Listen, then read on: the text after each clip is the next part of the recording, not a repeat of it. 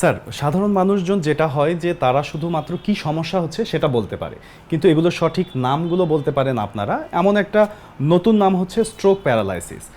Stroke প্যারালাইসিসের ক্ষেত্রে আসলে advance rehab ফিজিওথেরাপির ভূমিকাটা আসলে কেমন? স্ট্রোক সারা পৃথিবীতেই বাড়ছে, বাংলাদেশেও বাড়ছে। এটা মস্তিষ্কের একটা রোগ। সেখানে মস্তিষ্কের রক্তনালী হয় ছিঁড়ে যায় বা বন্ধ হয়ে যায়। রক্তনালী যদি ছিঁড়ে যায়, বন্ধ হয়ে গেলে মস্তিষ্কের যে স্নায়ুগুলো থাকে, কোষগুলা ড্যামেজ হয়ে যায় বা নষ্ট হয়ে আস্তে আস্তে মানুষ তখন এক পাশ প্যারালাইসিস হয়ে যায়। কেউ কথা বলতে পারে না, কেউ হাত নাড়াতে পারে না, কেউ হঠাৎ করে হয়, কেউ আস্তে আস্তে হয় স্ট্রোক। এবং আমরা বলি হেমিপ্লেজিয়া অনেক সময়, বা এক সাইড প্যারালাইসিস, বা মনোপ্লেজিয়া, একটা পা বা একটা হাত প্যারালাইসিস। অনেকের 4 হাত পা হতে পারে, 2 পাশে যদি স্ট্রোক হয় ব্রেনে, তা থেকে হতে পারে। এখন আসেন এটার ট্রিটমেন্ট কি, বা এই যে অ্যাডভান্স রিহ্যাব ফিজিও চিকিৎসাটা কি। সারা ওয়ার্ল্ডে এটার এই স্ট্রোক পুনর্বাসন বা স্ট্রোক রোগীর চিকিৎসা বা সুস্থ হওয়ার মূল মন্ত্র হচ্ছে অ্যাডভান্স রিহ্যাব ফিজিও চিকিৎসা। এখন অ্যাডভান্স কেন? অ্যাডভান্স বলার উদ্দেশ্যটা হচ্ছে গতানুগতিক যে ফিজিওথেরাপি চিকিৎসা আপনি দেখেন, স্ট্রোক হলে হাসপাতালগুলোতে গিয়ে ব্যায়াম করাচ্ছে, একটু নাড়াচাড়া দিতেছে, হাঁটতেছে, এটা আসলে স্ট্রোক রোগীর কোনো মানে প্রপার ট্রিটমেন্ট না। আচ্ছা, এটা হচ্ছে আমাদের এই যে ডিপিআরসি আমরা যে অ্যাডভান্স পুনর্বাসন করি, এটা ডেডিকেটেডলি যে রিহ্যাব সেন্টার, ফিজিওথেরাপি সেন্টার, যেখানে সকল ফেসিলিটিস আছে, সকল ডিসিপ্লিনারি ডাক্তার আছে, সকল ইকুইপমেন্ট আছে এবং পরিবেশ আছে, রোগীকে রিহ্যাবিলিটেশন করার জন্য যথেষ্ট জায়গা আছে এবং আধুনিক সরঞ্জাম আছে। This is advance physiotherapy. তো এই অ্যাডভান্স ফিজিওথেরাপি চিকিৎসার মাধ্যমে কিন্তু আপনার এই রোগীগুলোকে সুস্থ করা সম্ভব, স্ট্রোক রোগীদেরকে। এক্ষেত্রে রোগী হাসপাতালে আমরা রেখে এই সেন্টারে 3 টাইমস সাধারণত করে থাকি, অনেকে 2 বার 3 বার, ইট ডিফারেন্স আমার রোগী টু রোগী। ধরেন সকালে একরকম ফিজিওথেরাপি লাগলো, বিকালে সেটা দেওয়া যাবে না, চেঞ্জ করতে হবে। এবং একটা টিম ওয়ার্কের মাধ্যমে এখানে ফিজিশিয়ান থাকবে, নার্স থাকবে, ফিজিওথেরাপি টেকনিশিয়ান থাকবে, টেকনোলজিস্ট থাকবে, ফিজিওথেরাপি চিকিৎসক থাকবে, মেডিসিন স্পেশালিস্ট থাকবে, অ্যানাদার হেলথ ডিসিপ্লিনারি ডাক্তাররা থাকবে। সবাই মিলে একটা টিম ওয়ার্কের মাধ্যমে আপনার যদি স্ট্রোককে পুনর্বাসন করা যায়, এবং যথেষ্ট জায়গার প্রয়োজন, পরিবেশের প্রয়োজন। এখন ধরেন খুব কনজাস্টেড একটা বিল্ডিং করে আপনি ফিজিওথেরাপি চিকিৎসা দিলেন, রোগী ভালো হবে না, কারণ সে সাইকোলজিক্যালি সে মোটিভেটেড হবে না। আপনাকে একটা খোলামেলা পরিবেশ থাকতে হবে, বারান্দা থাকতে হবে, রোগীর খাবারের যথেষ্ট ব্যবস্থা থাকে। এই রোগীদের খাবার তো একটু ভিন্ন হয়, আপনার তৈলাক্ত খাবার বাদ দিতে হবে, এবং রোগী যেন শ্বাস প্রশ্বাস নিতে পারে, পাশাপাশি ওয়েল ইকুইপ থাকতে হবে। ধরেন আমরা আধুনিক অনেক ইকুইপমেন্ট এখন আছে, রোবোটিক আমরা এখন ট্রিটমেন্ট চলে গিয়েছে, ঠিক না? তো এই রোবোটিক ইকুইপমেন্ট তো আপনার থাকতে হবে। ইকুইপমেন্ট থাকলে হবে না, ইকুইপমেন্ট তো চালাইতে হবে এবং ট্রেন্ড হইতে হবে। এবং কোন ক্ষেত্রে কোন ইকুইপমেন্ট কোন রোগীর ক্ষেত্রে স্ট্রোকের রিহ্যাবিলিটেশনে দরকার, এনাদের টিম মেম্বার তো অর্থোটিস্ট, প্রস্থেটিস্ট, এটা আরেকটা সাবজেক্ট।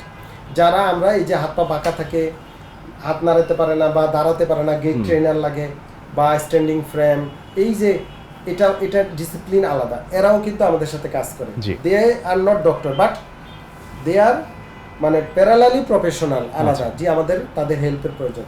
এই যে অর্থোটিস্ট, প্রস্থেটিস্ট, রিহ্যাব নার্স সবসময়ই আসলে অ্যাডভান্স ফিজিওথেরাপি চিকিৎসা, যেটার মাধ্যমে স্ট্রোক রোগীদেরকে আমরা তো দেখবেন আমাদের আলহামদুলিল্লাহ এখান থেকে স্ট্রোক রোগী যদি 1-1.5 মাস 2 মাসের মধ্যে আসে, বা 15-20 দিনের মধ্যে আসে, 1.5-2 মাসের মধ্যে রোগী হাঁটা চলাফেরা করতে পারে, অনেকে কথা জড়তা ছিল সেটা ফিরে আসছে। তো এই অ্যাডভান্স রিহ্যাব চিকিৎসাটা এখন সবাইকে জানতে হবে, যেন স্ট্রোক হলে বাসা ফেলে না রেখে দ্রুত অ্যাডভান্স রিহ্যাব ফিজিও চিকিৎসা নিতে হবে। জি, দারুণ বলেছেন স্যার। আমরা আসলে ছোটবেলা থেকে একটা কথা শুনেছি যে রোগীর মুখ দেখলেই নাকি, বা রোগীর সাথে কথা বললে ডাক্তার যেমন রোগীকে বুঝতে পারে, এবং একই সাথে রোগী ডাক্তারের সাথে কথা বলার পরও সে খুব ভালো ফিল করে, অর্ধেক নিরাময় হয়ে যায়। অবশ্যই এই যে সম্পর্কের একটা ব্যাপার, এটা কিন্তু আসলে ডাক্তাররা বা রোগীরা দুজন মিলিয়ে হয়ে থাকে। এই জায়গাটাও কিন্তু ভীষণ সুন্দর স্যার, আপনি যেমনটা বলছিলেন যে রিহ্যাব করা। তো এখানে রিহ্যাব করলে যেটা হবে যে আপনাদের সার্বক্ষণিক তত্ত্বাবধানে থাকতে পারছে, এ কারণে কিন্তু আপনাদের পরামর্শ বা তার সমস্যাগুলো বারবার খুলে বলার সুযোগটা পাচ্ছে, যেটা একবার দুইবারে আসলে হয় না। অবশ্যই। এবং আপনার সাথে আমি অ্যাড করি যে স্ট্রোক রোগীদের একটা প্রবলেম হচ্ছে রিকারেন্ট হয়, মানে ধরেন বারবার স্ট্রোক করে। আচ্ছা, তো এটা ভয়ঙ্কর, যদি বারবার স্ট্রোক করে অনেক সময় রোগী মারাও যায় এবং আরো খারাপ হয়ে যায়। তো যখন আমরা এই যে যেমন ডিপিআরসি আমরা রিহ্যাব সেন্টার, এখানে আমরা যখন রোগীটা রাখি, রিকারেন্ট হওয়ার চান্স কম থাকে। আর মূল কারণ হচ্ছে আমরা আমাদের রিহ্যাব নার্স আছে, আমরা 3-4 বেলা রেগুলার তার ডায়াবেটিস মনিটর করি, প্রেশার মনিটর করি, তার খাবার খাচ্ছে কিনা একটা খেয়াল রাখি। আমরা পাশাপাশি অ্যাডভান্স ফিজিও দিচ্ছি, তো রিকারেন্ট হওয়ার চান্সটা কম থাকে। যখন একটা রুগী এই যে ফিজিক্যালি ডিসেবিলিটি থেকে যখন আপনার প্রপার অ্যাডভান্স ফিজিওথেরাপির মাধ্যমে ফলো আপের মাধ্যমে আপনি যখন ইমপ্রুভ হয়ে আসে, তখন রুগী আপনি বাসায় ছেড়ে দিতে পারেন, চলে যেতে পারেন, তখন এসে গিয়েও আবার ফিজিওথেরাপি দিতে পারেন। কিন্তু এই জিনিসটা বাংলাদেশে ঘাটতি আছে। জেনারেল হাসপাতালগুলো আছে, সরকারি বলেন প্রাইভেট বলেন, সব জায়গায় এই ট্রিটমেন্ট তো জেনারেল হাসপাতাল দিতে পারবে না। বাট তারা কিন্তু ধরেন এটাকে অনেক সময় যে আমাদের মতো হাসপাতালে পাঠিয়ে দেওয়া, এটা হয় না, বাসা পাঠিয়ে দেওয়া। রুগীর অনেক সময় আর্থিক সমস্যা থাকে, রুগী করতে চায় না, তখন রুগীগুলা বেঁচে মানে মৃত, মানে বেঁচে আছে কিন্তু কোনো কাজে লাগতেছে না, বাসা করে আছে। 40 বছর বয়স, 50 বছর বয়স, যে ইনকাম করার কথা।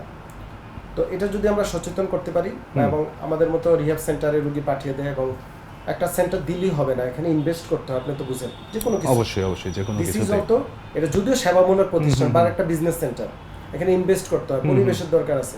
তো এটা কিন্তু আসলে বাংলাদেশে কয়টা জায়গা আছে, সম্ভব না। তো এটা বুঝে শুনে আপনাকে এই সেন্টারগুলো যেখানে ওয়েল ইকুইপ এবং সকল অভিজ্ঞতার ব্যাপার আছে। ধরেন আমি নিজে পার্সোনালি 20-21 বছর ধরে রুগী দেখতেছি, তো কয়টা ফিজিওথেরাপি সেন্টার এভাবে চলতেছে বা বাংলাদেশে আছে? নাই, একদমই তাই। একটা দোকান খুলে একটা সেন্টার দিচ্ছে, তো সেখানে তো রুগী রাখারও কোনো পারমিশন নেই। তো এগুলো বুঝতে হবে, সব মিলিয়ে আসলে একটা চিকিৎসা হয়। রুগী বাসায় গিয়ে ফিজিওথেরাপি আসলে হয় না, বাসায় গিয়ে হয়তো কোনো রকম ব্যায়াম করা হয়, ফালায় রাখো, মানে একটা জীবিত মানুষকে হয়তো বাসায় একটু সাময়িক আরাম দেওয়া, কিন্তু এটা ট্রিটমেন্ট না। তো এই যদি অ্যাডভান্স রিহ্যাব চিকিৎসা আমরা সেন্টার বেসড করতে পারি এবং দিতে পারি, রুগী 1.5-2 মাস বা সর্বোচ্চ 3 মাসের মধ্যে বেশিরভাগ রুগী কিন্তু স্বাভাবিক জীবনের কাছাকাছি ফিরে আসে। স্যার, রুগী আসলে অসুস্থ থাকা অবস্থায় জীবন আর মৃত্যুর মাঝামাঝি একটা অবস্থানে থাকে, সেই জায়গা থেকে একমাত্র গড পারে তাদেরকে ফিরিয়ে দিতে, এবং সেকেন্ড গড বলা হয় ডক্টরদেরকে, এটা সম্মান করে। তো সেই জায়গা থেকে স্যার সত্যি আপনার উদ্যোগগুলো দারুণ চমৎকার, এবং আপনি যেভাবে ভাবছেন বা যেভাবে কাজ করে যাচ্ছেন, অনেক শুভকামনা থাকলো স্যার। আপনাকে অনেক ধন্যবাদ, আপনাকে শুভকামনা, এবং নাগরিক টেলিভিশনের দর্শক কলা কুশলী সবাইকে শুভকামনা করছি।